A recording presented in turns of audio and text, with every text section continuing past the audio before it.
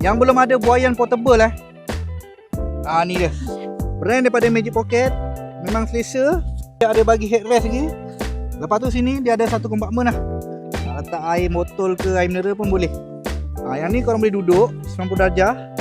Kalau korang nak baring, ni korang boleh release tali ni. Tarik sampai habis.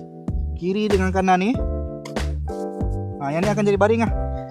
Bawa pergi camping ke, letak depan TV memang sesuai lah. Tapi kaki korang kena letak macam ni lah. Lipat macam ni. Dia akan jadi baring gini lah. Dia ada macam saiz yang kecil ada, besar ada. Cara nak tutup dia, korang just angkat yang ni, keluarkan. Ok, settle. Lepas tu yang ni dia ada kunci dia tau. Tarik saja kiri dengan kanan. Lepas tu korang lipatkan. Memang mudah untuk korang bawa ke mana. Nampak settle Bag dia pun jenis berkualiti guys. Bukan jenis bag-bag murah guys. So dekat mana korang dapatkan ni? Buaian portable ni. Untuk letak rumah boleh, camping pun boleh. Korang tekan link kat bawah.